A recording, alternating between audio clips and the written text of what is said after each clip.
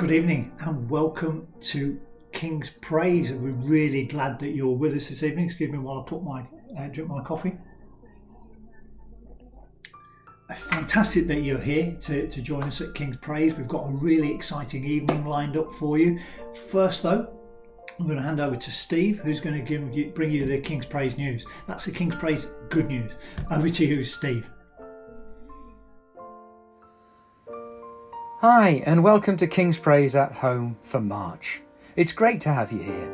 If you've joined us for the premiere, then I hope that you've also been able to join in the type chat at the bottom of the page too. And if you join in at a later date, it's great to have you here, and I know that you're going to enjoy this King's Praise at Home. We've got David Hill, head of Try Praying, to talk to us today. Try Praying is a fantastic initiative that's taking place right around the UK. You may well have seen some of the banners up our local churches. In fact, 40 of the churches in the Dales are all joining together in a Try Praying initiative this month. And so David's going to come and talk to us about Try Praying, about how it can change lives, churches and our communities. And afterwards, David's going to join us live on the Zoom meeting as well. So we can grab a cuppa, log in at 7:15. We'll send the link out a little bit later on if you've not already got that. And we can join David in fellowship, asking some questions about how we can be involved in Try Praying, and also how it can change the lives around us too. Last month, Graham talked to us about what is truth. If you want to catch that again, then you can find it on our Facebook page or on our YouTube channel. Just join either of those and look for the 28th of February and you'll find Graham there, and you can listen to his talk again. In April, I'm going to be bringing the word, and in May, Pete is going to be speaking to us as well. We'll let you know a little bit closer to the time all the details as usual on the usual channels. We all enjoy worshipping God, and Graham puts together a fantastic 15 minutes of worship songs for us to watch and to listen to. You can sing along, you can dance around your kitchen with a spatula as a microphone, or you can just listen and worship in your armchair and just connect with God that way. It'd be great to have you there. 14th of April, the information on the usual channels, of course. Now, as a fellowship, it's always great to hear everybody's good news stories. So if you've got a good news story about how God has touched you, perhaps you've heard his voice, perhaps there's something that's happened that you can only put down to an answer to prayer, then why don't you email that to kingspraisemassam@gmail.com or pop it on the King's Praise Facebook page. It's really encouraging for us to hear these stories of how God is working in your lives too. And remember, we can keep connected. We're putting lots of stuff on the Facebook page at King's Praise Massam. You can email us at kingspraisemassam@gmail.com. Zoom meetings for drinks and coffees, and Pete will put out information about that regularly. And we can chat with each other on WhatsApp. And then, of course, there's our YouTube channel as well, youtube.com/kingspraiseathome. If you subscribe to any of those, then you'll be able to keep up to date with King's Praise.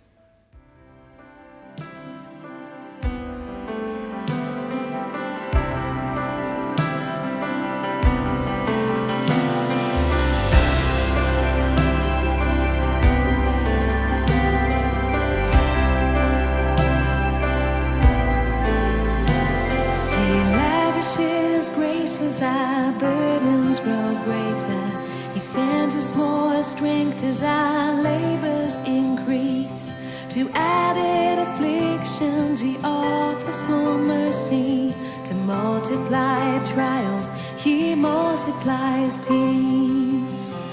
When we have exhausted our store of endurance, when our strength has failed and the day is half done, when we've reached the end of our earthly resources, our Father's full giving is only begun. Our Father's full giving is only begun. So lean hard, lean hard, lean on the everlasting arms. Lean hard, lean hard, lean on the everlasting arms. Lean on the everlasting arms.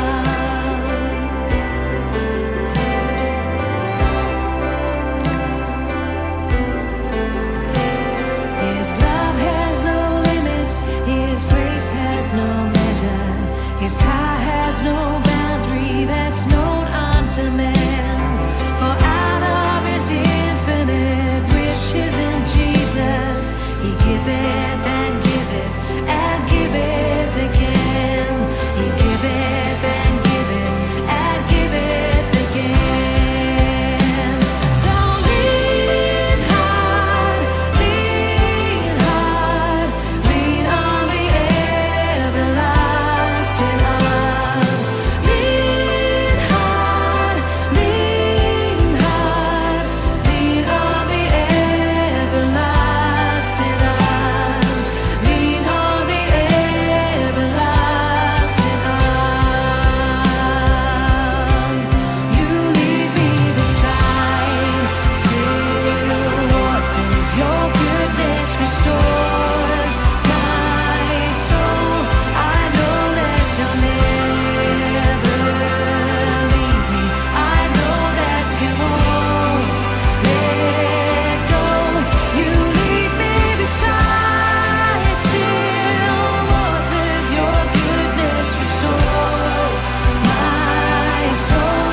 I know that you'll never leave me. I know that you won't let go.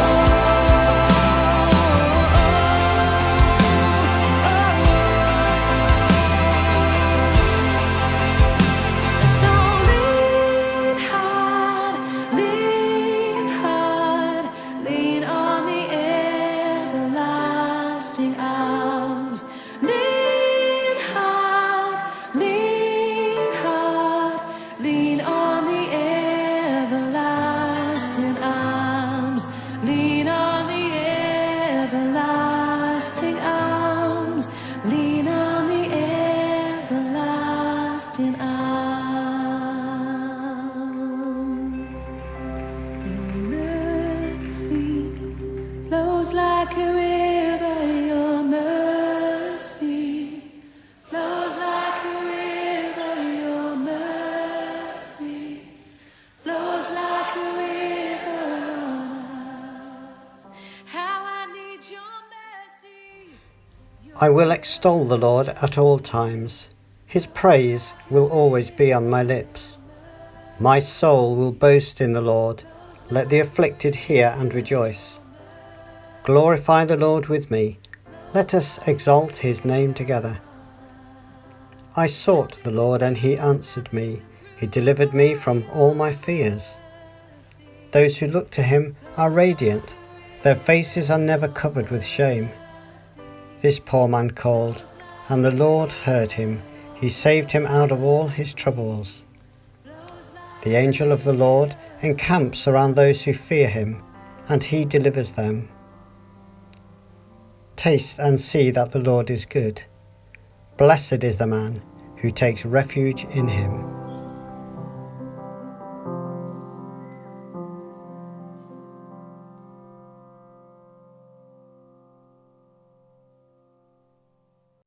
Thank you. Wasn't that wonderful?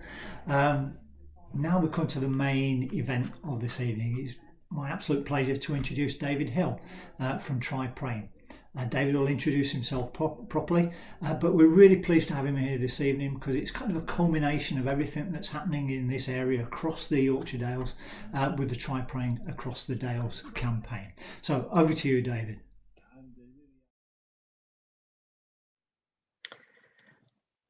Hello, everybody.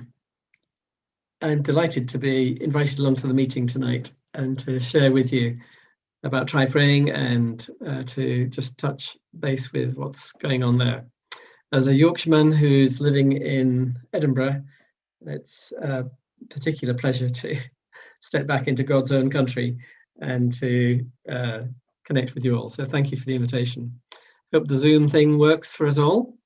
There's always a few funny anecdotes going around at the moment about things that have happened, and one of the more amusing ones that I heard of was of a group of, let's say, somewhat elderly gentlemen who are trying to get connected via Zoom on their computers, and one person in particular was just not getting the technology right, and he was toiling with it.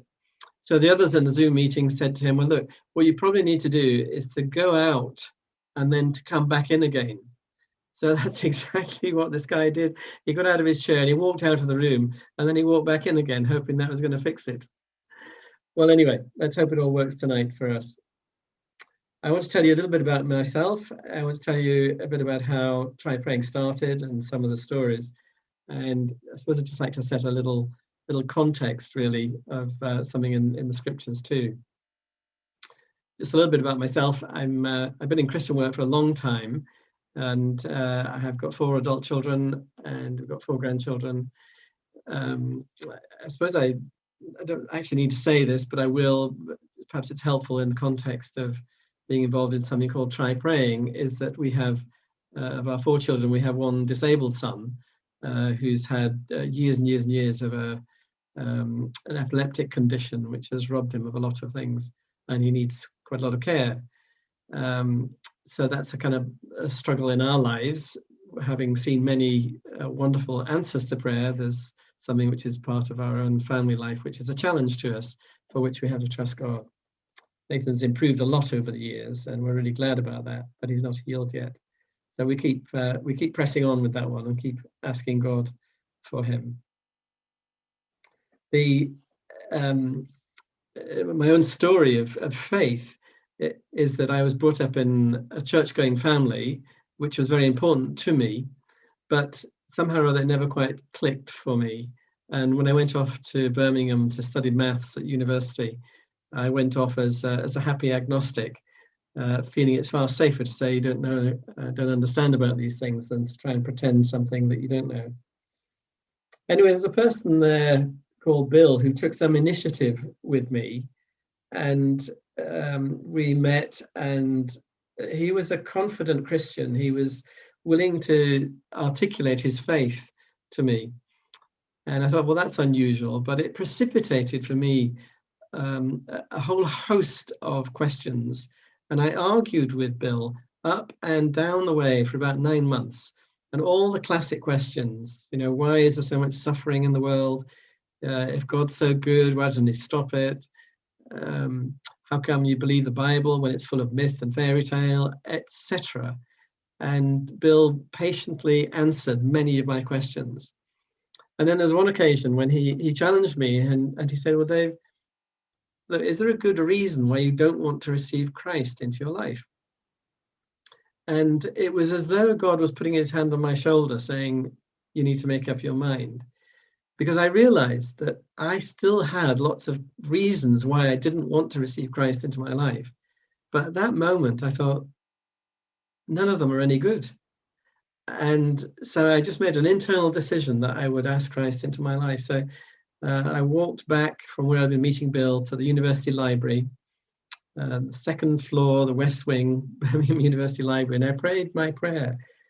And my prayer was this, and it's in the Try Praying booklet, but my prayer was, God, if you're there, and I'm not sure you are, but if you're there, I want to get to know you.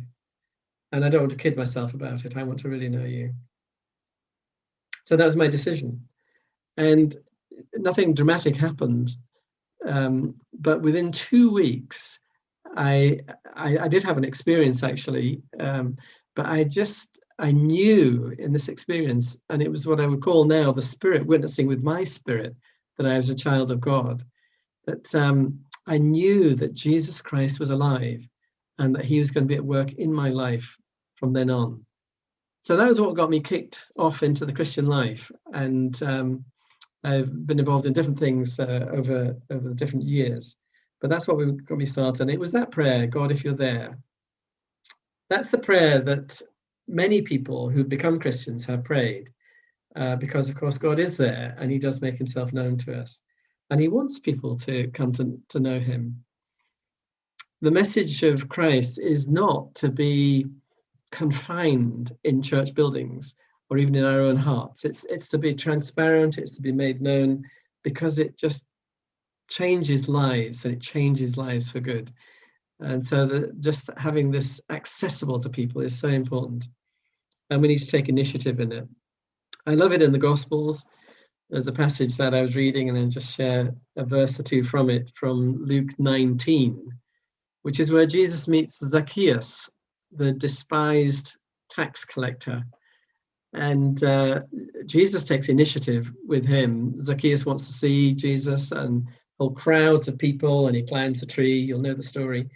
And just to get a look at Jesus. And then, no doubt, to Zacchaeus' great surprise, as Jesus is walking past, Jesus looks up at him and says, "Hey, I'm coming to tea tonight." And so Jesus goes, and Zacchaeus makes him welcome. And Zacchaeus has a heart change, and he is willing to change his life. And he says, "Look, here and now I give half of my possessions to the poor. And if I've cheated anybody out of anything, I'll pay back 4 times the amount."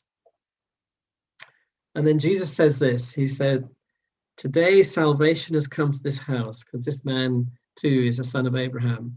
It's almost said with laughter, actually. It's kind of like a party. It's kind of like, yes, this man has changed. He's discovered what he should really be. And then Jesus says this about himself. He says, "For the Son of Man came to seek and to save what was lost." The Son of Man came to seek and to save what was lost. And that is what Jesus wants. You know, he's doing that. He's seeking and saving that which is lost. And he's done that, and he takes initiative, and he wants us to take initiative too. Well, how did Try Praying start? It was a chance conversation with somebody at a conference. A lady, I wish I could meet her again. I don't know who she is, but just a brief conversation with this lady who was pushing a child in a buggy. Got into conversation, and she explained how her aunt had become a Christian because, humanly speaking, she'd been given a 40-day prayer guide. And I had this twin reaction on the inside. One was, that is absolutely wonderful that she's become a Christian. But the other reaction was, I would never give a 40-day prayer guide to a non-Christian. It's just too kind of heavy. I just want to have something much more nuanced. And it was a light bulb moment. It was, well, why don't we write a prayer guide for people who aren't religious and don't do church?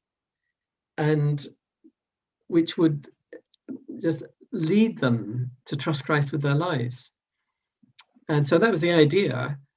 And it took some time for the idea to be kind of teased out, as it were. And then it was eventually written and designed and published, the Try Praying booklet. And here it is, exhibit number 1. The booklet was written, and without going into all the details, our own story was that we'd been living in Beverley at the time, the edge of Holland. God led us back to Edinburgh, and the first edition of the Try Praying booklet needed redesigning and reprinting because we'd run out. And there were 2 significant moments which I share with you, and I love to share these little stories. But I went to see this Christian designer. It's a high-end graphic design business in Edinburgh, and I knew her from before, and she was a worship leader in a church. And I went to see Jane, and I put the earlier edition on the table, and I said, look, this needs redoing, rebranding, redesigning, and so on. And I said, look, but the point of it is, it's for people who aren't religious and don't do church. And she got it. And I always remember the moment, but her eyes filled with tears. And she said, this is huge. But on the inside, I was thinking, it's only a booklet. But she was seeing something more in this than I was. A few weeks later, I was invited to go to a prayer meeting at there's a fantastic group of people who pray for the Holyrood Parliament every week that it's sitting. And I was invited to go along with Claire, my wife, and share about Try Praying. So I did that. Went along, told some stories, and they all were given a copy of the Try Praying booklet. And then they prayed. And they really prayed. They were, they're not quiet prayers, let the reader understand. So they really prayed, and they prayed for Claire, and they prayed for me. And there was a lady visiting there who had a prophetic edge. I think she was from South Africa or somewhere, but anyway, she was in the meeting, and she held out the booklet, and she said, this Try Praying booklet. It's for the nation. And then again, this isn't any false humility on my part, but I thought it's only a booklet. And then she corrected herself and she said, actually, no, it's for the nations. And I thought, I have absolutely no idea what's going on here. I am totally baffled and I'm totally out of my depth. But that's what I was hearing. And it seemed that people were seeing far more in this little booklet than I was. The booklet, as you probably know, it's a 7-day prayer guide, and it begins with that honest to God agnostic's prayer.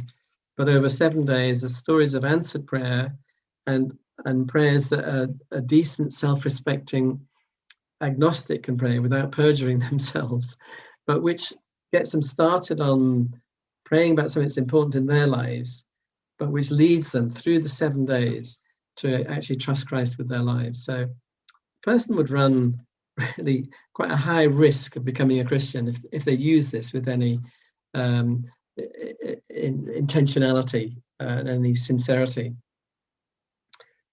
So things were beginning to happen, and I'm not going to tell you 10 years of history with Try Praying, but that's how it started. And it does seem that it kind of fits a context in the country at the moment.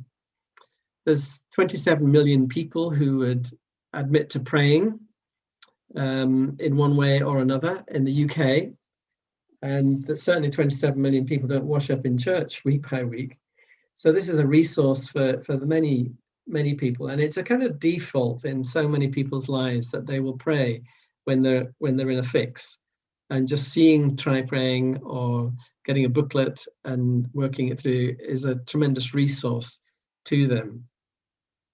What I want to do, if I can do the technology properly, is just show you a few pictures of what's happened and tell you the way things have developed in the last few years. So let's see, here we go. That's the screen I want to share and share.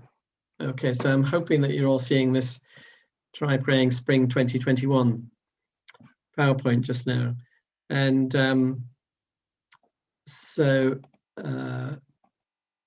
this is what Try Praying has become. Try Praying it's a booklet to give away, which you've seen. We've also now got a kids edition and a youth edition, and there's an app as well. So it's grown, but it's also a project for a church. I'll tell you about that in a moment. And it's a multi-church strategy for a city or for an area. And by the way, I'm just so excited about what's going on in North Yorkshire with the number of churches and the number of towns that are engaging with this. So it's become those three things. So it's visible, and I know there's a lot of churches in your area where banners are going up. So here's a few random pictures of Try Praying banners on churches. And it's just a wonderful way of giving this kind of attractive, slightly cheeky invitation to people, but also at the same time demonstrating across a whole town or a city or an area the fact that churches are working together. So it's going visible like this has been just a very encouraging development. And there's the American edition where there's been yard signs that have been done. So it's become a church project.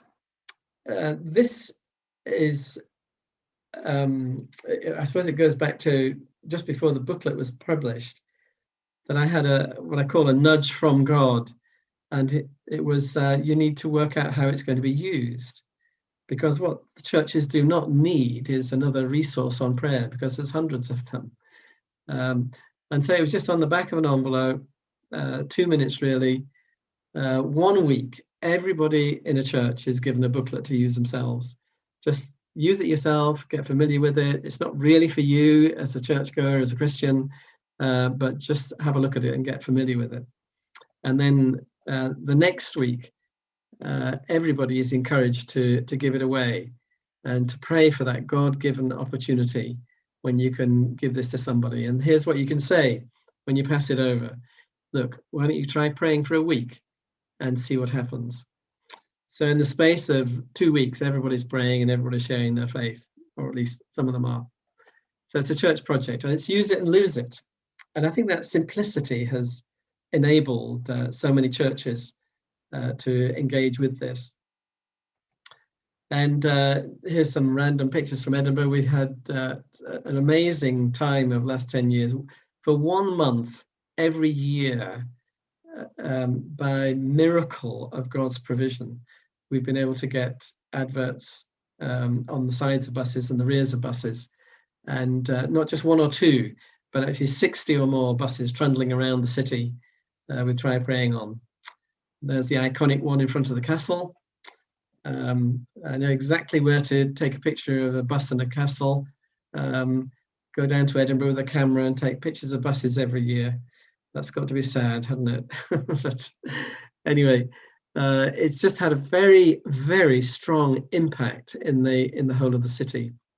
We've done market research, and we have an incredible, it's over 50% brand awareness, to use that terminology, of the Try Praying logo, because of the banners and because of the buses. So it's become very, very visible, and this has been across all of Scotland and many places in England and the rest of the UK as well.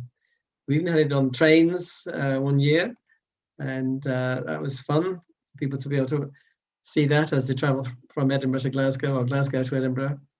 Had it on the ticket barriers in Glasgow Queen Street station. And again, that was just an incredible stir, as it were.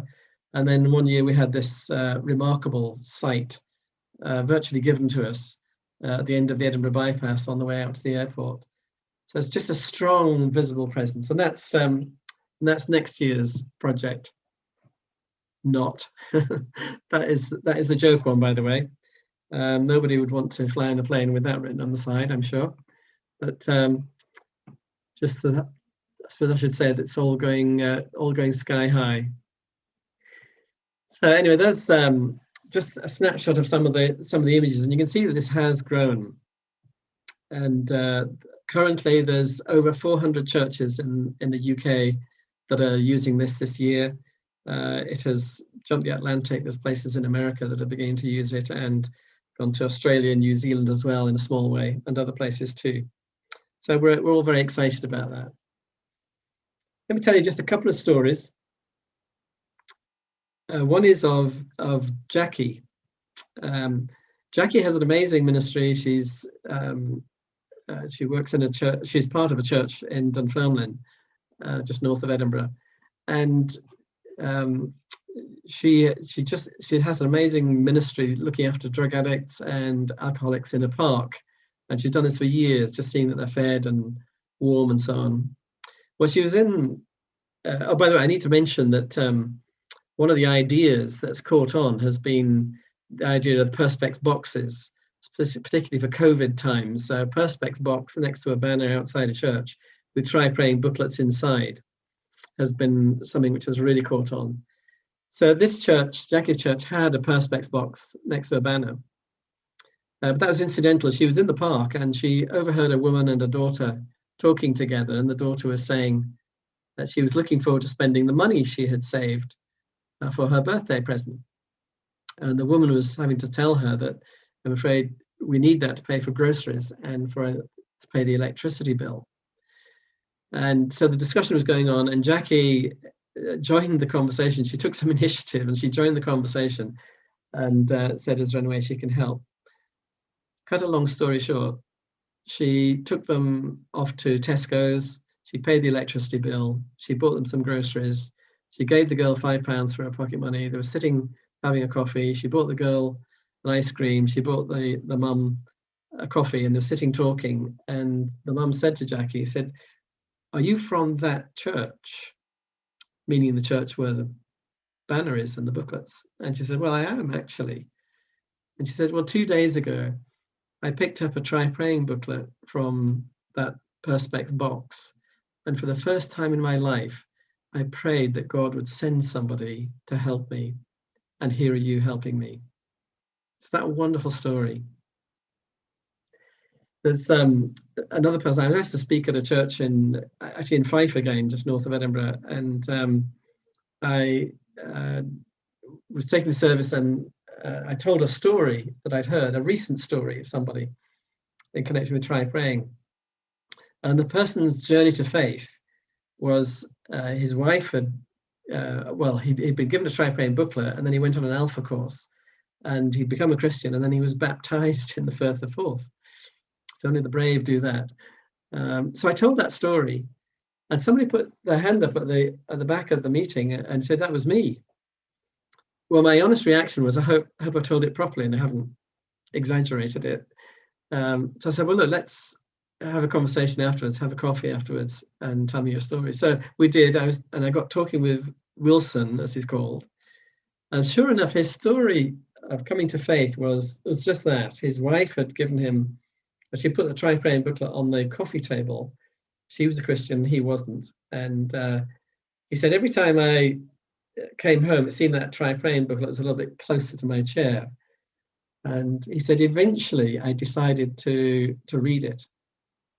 And I did. I read it all in a one-up. And at the end, in bed, and I looked up at the ceiling and I said, hello.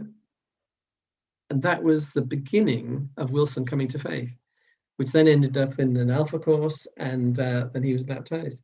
But the more I listened to his story, the more I realized this was not the story I'd heard. The story I'd heard was the same, but the guy had been baptized on the south side in the Firth of Forth, and Wilson had been baptized on the north side. So it turns out there are two people. It turned out about a week apart from each other, and we've since been able to link them to each other. A few weeks ago, there I was at the Click and Collect. I just want to talk about initiative for a moment before I finish. And you do wonder whether you can have conversations with people.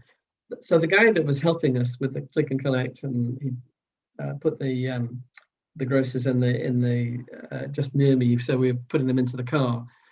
And lovely, chatty guy, and he asked him how he was doing, and he said, "Oh, I'm just struggling a bit with my legs, really sore." And so it's my own fault. It's my own fault. I've been a paratrooper, a retired paratrooper, and I run 5 miles every day at 4 o'clock in the morning. I think, oh my goodness, that's torture. But anyway, he'd done some damage to his legs. So summoning my courage, I said to him, "Well, have you ever tried praying?" And he said, "Oh, well, my daughter, she's a Christian and she prays enough for both of us."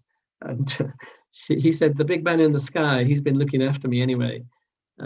He said, "I was technically dead for 9 minutes and I came back to life, and I stood on an IED as a paratrooper, as a captain in the paratroopers, but have survived. I saw action and I saw some of his friends killed and so on. But he says, the big man in the sky, he's been looking after me." So anyway, you won't be surprised to know that I gave him a Try Praying booklet, and I said, "Look," and here's the line. I said, "Look, why don't you try praying for a week and see what happens in your life?"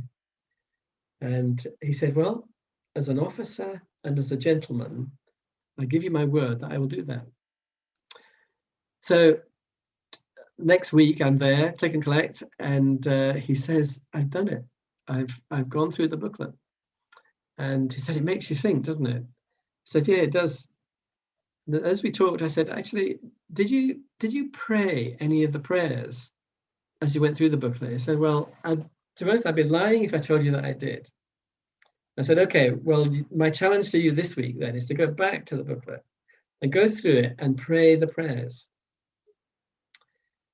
So he said, "Well, as an officer and as a gentleman," actually then he qualified it, it said, "as a former officer and as a sometimes gentleman, I give you my word that I'll do that." So last Friday, there we are, Click and Collect, Sainsbury's Click and Collect in Edinburgh. And he spotted me and he said, "I've done it." And he said, within an hour of going through the booklet and praying the prayers, within an hour, I was just feeling so different. Physically, I was feeling different. My legs, although still a problem, were a lot better. He said, "I haven't felt this good for about 5 or 6 years." And he said, "I've got an inner calm as well." And so I said to him, I said, "Look, my challenge to you this week, just go to day 6 in the booklet and just make sure you've asked Christ into your life." He said, "I've done it." I said, "Well, then what I suggest you do is make sure you thank him for coming into your life. He says, I'm doing it all the time. And I said, well, my next challenge to you is tell your daughter that you've done this. He said, I've done that already. And he had such a strong experience of becoming a Christian. So the booklet, use it and lose it. It's a great tool for evangelism. It doesn't guarantee things, but it's something we can all do together, and just to help get this message of Jesus, to make it accessible to as many people as possible. Because Jesus, as we said at the start, he wants to seek and to save that which is lost. I really hope you have a fantastic experience with Try Praying. I hope you have some great stories coming out of this. Be sure to tell them. And we're excited from the north and Scotland. We're really excited about what's going on down there. So go to it. God bless you.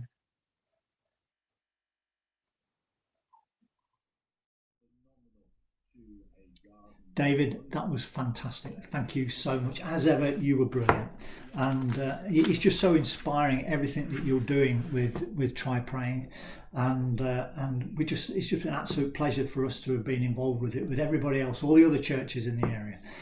So thank you, David. I'm going to finish by reading the beginning of Psalm 105, not all of Psalm 105, just the beginning of Psalm 105, because I believe it's really appropriate and a good way for us to finish this evening. Listen to this. Give thanks to the Lord, call on his name. Make known through the nations what he has done. Sing to him, sing praise to him, tell of all his wonderful acts. Glory in his holy name. Let the hearts of those seek the Lord rejoice. Look to the Lord and his strength, and seek his face always. Thank you. Good evening.